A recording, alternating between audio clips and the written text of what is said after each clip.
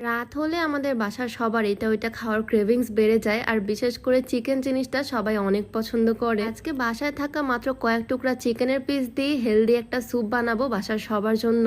একদমই সামান্য কিছু মশলা ইউজ করব, যেমন পেঁয়াজ, রসুন আর কাঁচামরিচ আমি এখানে কেটে নিচ্ছি বটি দিয়ে। আমাদের বাসার সবাই না চিকেন জিনিসটা অনেক পছন্দ করে, ইভেন আমিও চিকেন খেতে অনেক ভালোবাসি। যেমন চিকেন ফ্রাই, চিকেন পপকর্ন, এই জিনিসগুলো আমাদের বাসার সবাই আমরা অনেক পছন্দ করি। কিন্তু আজকে পুরা ফ্রিজ খুঁজেও মাত্র এই কয়েকটা মাংসের টুকরা পেলাম, সেজন্য ভাবলাম আজকে চিকেন দিয়ে হেলদি একটা রেসিপি করি, যেটা টেস্টিও হবে প্রচুর। আর এই স্যুপটা বানাতে খুব একটা সময়ও লাগবে না। রেস্টুরেন্টে এগুলো স্যুপের দাম কত, বাপরে বাপ। যাই হোক, এখানে একটা পাতিলে আমি পানি দিয়ে দিলাম, তার মধ্যে চিকেন গুলো সিদ্ধ করতে দিলাম, একটা পেঁয়াজ দিলাম, কিছু রসুন দিলাম। গোটা না দিয়ে চাইলে অল্প একটু পেঁয়াজ বাটা, রসুন বাটা ইউজ করা যাবে। যেমন আমার আদা গোটা ছিল না, সেজন্য আমি অল্প একটু আদা বাটা দিলাম। তারপর দিয়ে দিলাম কয়েকটা গোলমরিচ, দেন সামান্য একটু লবণ। এই তো বাস। এখন ভালো করে এটাকে আমি ফুটিয়ে নিচ্ছি, মাংসগুলোকে সিদ্ধ করে নিচ্ছি এই পানিতে। এই রেসিপিটা না তোমরা চাইলে বাসায় ট্রাই করে দেখতে পারো। একদম বাসায় থাকা জিনিস দিয়ে এটা বানানো যায়, তাও আবার খুবই কম সময়ে, আর এটা হয় একদম পুষ্টিকর টেস্টি একটা খাবার। যাই হোক, পানির মধ্যে থেকে আমি সবকিছু একটা ছাঁকনির সাহায্যে তুলে প্লেটে রাখতেছি।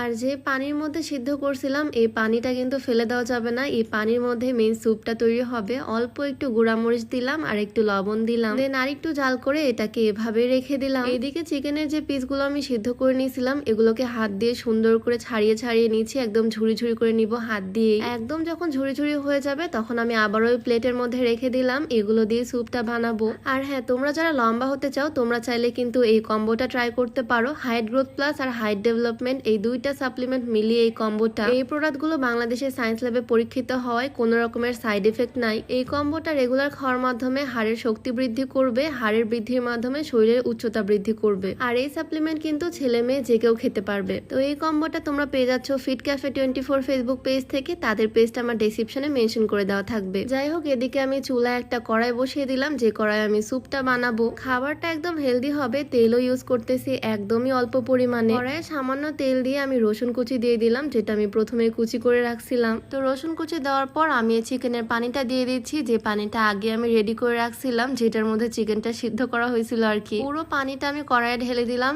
একটু নাড়াচাড়া করলাম চুলার উপরে। তারপর আমি দিয়ে দিলাম ছিঁড়ে রাখা মাংসের টুকরাগুলো, আবারও আরেকবার ভালোভাবে নাড়াচাড়া করে নিলাম। আর এরপর আমি দিয়ে দিলাম কাঁচামরিচ কুচি, এটাও আমি প্রথমেই কুচি করে রাখছিলাম। উপর থেকে অল্প একটু জিরা গুঁড়ো আমি ছড়িয়ে দিয়েছি, চাইলে এটা স্কিপ করা যাবে। এদিকে একটা বাটির মধ্যে আমি একটা ডিম ফাটিয়ে নিলাম। ওই যে বলছিলাম না স্যুপটা হতে যাচ্ছে সুপার হেলদি। ডিমের মধ্যে অল্প একটু লবণ দিয়ে আমি ভালো করে ফেটিয়ে নিয়েছি। এরপর এক হাত দিয়ে আমি ডিমের ব্যাটারটা ঢালতেছি স্যুপে, আর আরেক হাত দিয়ে ভালোভাবে ছড়িয়ে দিচ্ছি নেড়ে চেড়ে খুব ভালোভাবে, তাহলে স্যুপের সাথে ডিমটা মিশে যাবে। ডিম চিকেনের দারুণ একটা স্যুপ হতে যাচ্ছে এটা। আর আমি কিন্তু একদম লো হিটে স্যুপটা রান্না করতেছি। তো আরেকটা বাটির মধ্যে আমি একটু ময়দা নিয়ে নিলাম, তার মধ্যে দিয়ে দিলাম অল্প একটু পানি। ভালোভাবে বাটির মধ্যে ময়দাটাকে গুলিয়ে নিলাম, আর সেম ডিম যেভাবে ঢালতেছিলাম সেভাবেই দিয়ে দিলাম। এই ময়দাটা দেওয়ার কারণে স্যুপটা অনেকটা ঘন হয়ে যাবে, মানে অনেকটা থিক হবে এই স্যুপটা, তখন খেতে আরো বেশি মজা লাগবে। দেখো আগের তুলনায় কতটা ঘন হয়ে গেছে স্যুপটা। আমার হাজবেন্ড এখন রেগুলার জিমে যাচ্ছে, ওর জন্য এখন এরকম একটা স্যুপ একদম বেস্ট হবে, পুষ্টিগুণে ভরপুর। তো স্যুপটা এদিকে প্রায় হওয়ার মধ্যে একদম লাস্টে আমি একটা লেবু কেটে দিব। লেবুর রস দিলে ডিমের আর কোনো রকমের গন্ধ আসবে না, আর টকটক একটা ফ্লেভার আসবে, খেতে দারুণ লাগবে। এই তো